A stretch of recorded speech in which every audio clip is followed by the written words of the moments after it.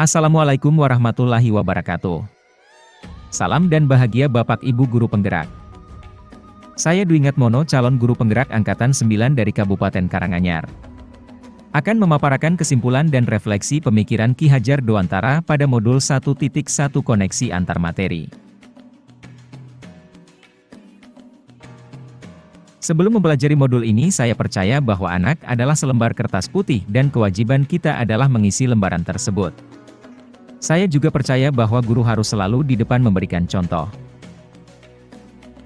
Guru harus serba tahu dan mentransfer pengetahuannya tersebut kepada murid tanpa melibatkan mereka dalam pencarian konsep pengetahuan tersebut.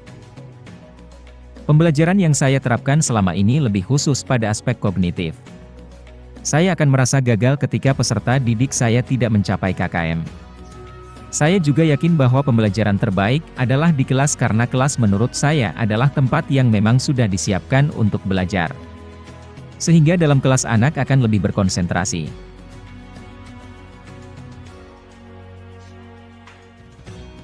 Setelah mempelajari modul 1.1 ini, cara pandang saya terhadap pendidikan mulai berubah dan kepercayaan saya selama ini terkikis saat ini. Saya sadar bahwa anak bukan selembar kertas putih melainkan sebuah kertas yang sudah terisi penuh namun coretan-coretannya masih kurang. Coretan-coretan buram ini adalah sifat dasar anak baik dan buruk yang sudah ia bawa sejak lahir. Tugas kita sebagai pendidik adalah menuntunnya menebalkan coretan-coretan yang baik dan semakin menyamarkan coretan-coretan yang buruk. Jadi tugas kita hanya bisa mengubah atau membimbing lakunya ke arah yang lebih baik. Namun kita tidak akan bisa mengubah ataupun menghapus dasar yang sudah ia bahwa sejak lahir kita hanya menebalkan saja atau menyamarkan saja. Mempelajari modul ini membuat saya sadar bahwa peran seorang pendidik adalah lebih ke Tuturi Handayani.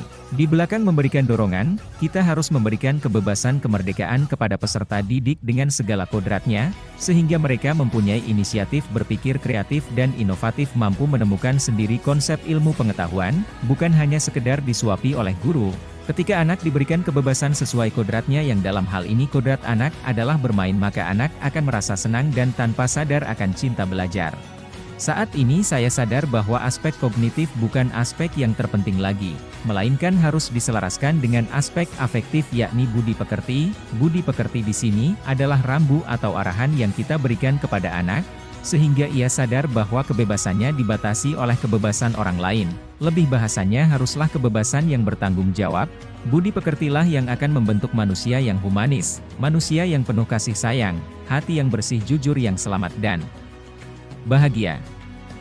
Setelah mempelajari modul ini saya juga sadar bahwa pembelajaran tidak melulu harus selalu di kelas. Justru anak perlu berinteraksi dengan lingkungan sekitar, apa yang mereka pelajari mempunyai korelasi dengan kehidupannya, sehingga pembelajaran yang kita laksanakan akan berguna bagi kehidupannya di masyarakat.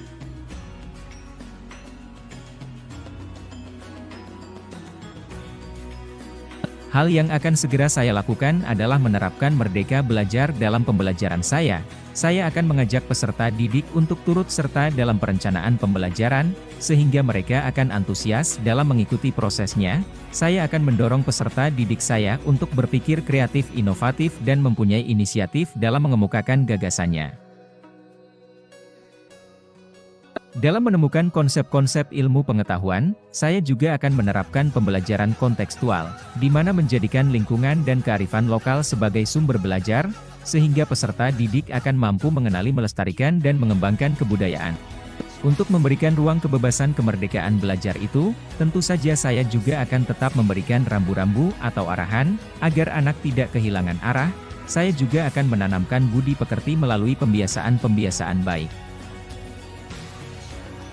Sebelum menerapkan proses pembelajaran itu, saya juga akan meminta dukungan dari orang tua dan lingkungan sekitar, karena bagaimanapun sekolah orang tua dan lingkungan sekitar adalah tiga aspek pembentuk karakter budi pekerti seorang anak. Demikianlah yang dapat saya sampaikan, kurang lebihnya saya mohon maaf. Wassalamualaikum warahmatullahi wabarakatuh.